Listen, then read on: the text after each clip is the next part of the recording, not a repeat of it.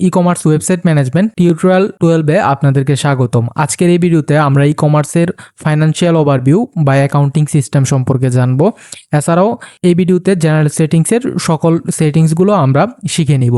তাহলে চলুন শুরু করা যাক। প্রথমত আমাদের অ্যাকাউন্টিং সিস্টেমটা ব্যবহার করার জন্য অ্যাকাউন্ট অপশনে আসবো এবং এখান থেকে ড্যাশবোর্ডে ক্লিক করব।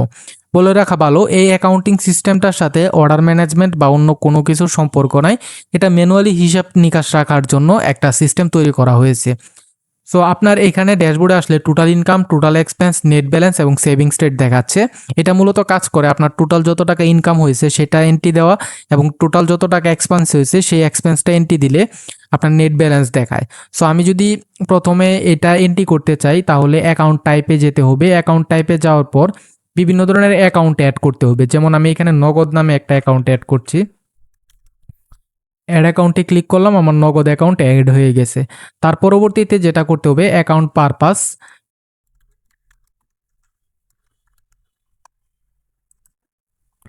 সো আমার পারপাস ক্রিয়েট হয়ে গেছে।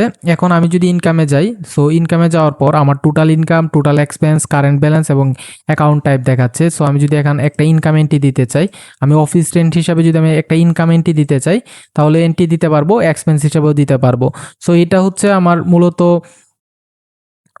এক্সপেন্সের ক্যাটাগরি হিসাবে রাখি। সো আমার প্রোডাক্ট সেল, আমার ইনকাম হয়েছে 5,000 টাকা, এটা আমি অ্যাড করতেছি। কমেন্টে ডকুমেন্ট আপলোড করতে চাই সেটা দিতে পারবো, অ্যাড ডেবিট। আমার এটা ডেবিট হয়ে গেছে অলরেডি, অর্থাৎ আমার অ্যাকাউন্টে টাকা ঢুকে গেছে। দেখতে পাচ্ছেন এখানে 10,000 টাকা হয়েছে। সো এখন যদি আমি এখান থেকে টাকাটা মাইনাস করতে চাই, অর্থাৎ অফিস রেন্টের জন্য 5,000 টাকা আমি মাইনাস করতে চাই, তাহলে আমার এটা হচ্ছে অফিস রেন্ট সিলেক্ট করে এক্সপেন্সটা সেম ইনকামের মতো এন্ট্রি দিয়ে দিলে আমার কিন্তু 5,000 টাকা মাইনাস হয়ে যাবে।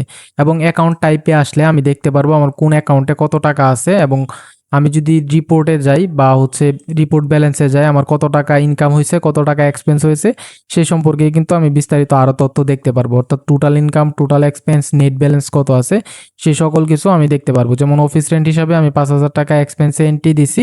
সো আমার এটা হচ্ছে মাইনাস হয়ে গেছে এবং বর্তমানে নেট ব্যালেন্স 2,000 টাকা দেখাচ্ছে।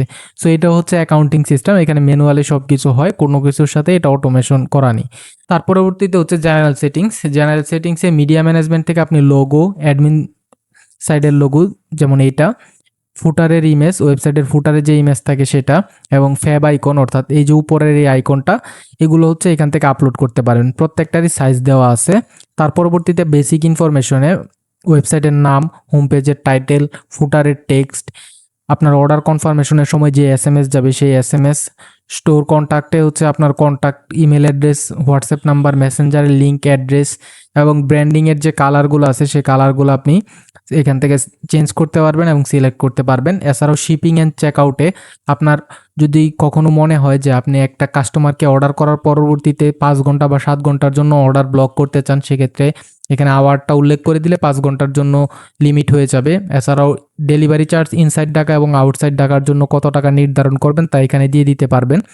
এছাড়াও প্রোডাক্ট অর্ডার করার পরবর্তীতে কোন মেসেজটা তার কাছে শো করবে সেই টেক্সটটা আপনি এখান থেকে লিখে দিতে পারবেন। ওয়েব হুক সেটিংসটা হচ্ছে মূলত আপনার ওয়েবসাইটের সাথে আপনার স্ট্রিট ফাস্ট বা রেডএক্স, ক্যারিবি এগুলো অটোমেশন করার যে সেটিংসটা আছে সেটা আমাদের মাধ্যমে করে নেওয়াটাই সবচেয়ে বেটার হবে।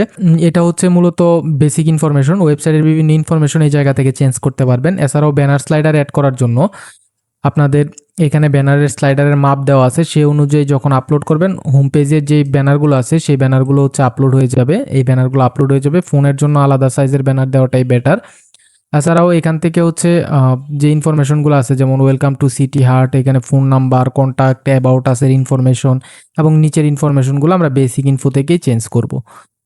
সো এই ছিল ব্যানার। তারপর হচ্ছে সোশ্যাল মিডিয়ার লিঙ্কের মধ্যে আপনার ফুটারে যে সোশ্যাল মিডিয়ার লিঙ্কগুলো আছে এটা হচ্ছে এই জায়গা থেকে সোশ্যাল মিডিয়ার লিঙ্কের মাধ্যমে আপডেট করতে পারবেন। এসএমটিপি সেটআপটা আপনার যদি ইমেলের মাধ্যমে রেজিস্ট্রেশন না হয় তাহলে দরকার নাই, আর যদি হয় তাহলে এটা আমরাই করে দিব। পরবর্তীতে হচ্ছে কমেন্টটা হচ্ছে অর্ডার ম্যানেজমেন্টে আপনি যে কমেন্টগুলো অ্যাড করবেন, অর্থাৎ এই জায়গাটাতে যে কমেন্টগুলো আছে যেমন ফোন রিসিভ করে নাই, এটা একটা কমেন্ট আছে, এটা এখান থেকেও অ্যাড করা যায় চাইলে, আবার সেটিংসের ভিতর থেকেও অ্যাড করা যায়। দুই জায়গাতে আমাদের অপশন করা আছে। এবং মার্কেটিং টুলসের মধ্যে আপনার Facebook pixel, Google analytics, Google tag manager, domain verification, Microsoft clarity এবং হেডার এবং বডির জন্য আলাদা আলাদা কোড ইনসার্ট করার অপশন আছে। আপনারা জাস্ট যে কোনো একটা সিলেক্ট করবেন। আইডেন্টিফায়ারে আপনার এই পিক্সেলের কোড তো মাল্টিপল হতে পারে, সেক্ষেত্রে পিক্সেল 1 পিক্সেল 2 এই ধরনের আইডেন্টিফায়ার ইউজ করে আপনি যেন চিনতে পারেন সেজন্য এটা ইউজ করবেন এবং স্ক্রিপ্টের মধ্যে কোডটা দিয়ে সেভ করে দিবেন। তাহলে Facebook pixel, Google tag manager, Google analytics যেটাই হোক না কেন অটোমেটিক কোড আপডেট হয়ে যাবে। এবং ট্যাগ ম্যানেজারের জন্য স্ক্রিপ্ট এবং বডি স্ক্রিপ্ট আলাদা আলাদা কোড ইনজেক্ট করার অপশন আছে। তো এই ছিল আপনাদের ই কমার্স ওয়েবসাইট ম্যানেজমেন্টের সম্পূর্ণ টিউটোরিয়াল। আশা করছি ভিডিওটি আপনাদের জন্য হেল্পফুল হয়েছে। ধন্যবাদ সবাইকে।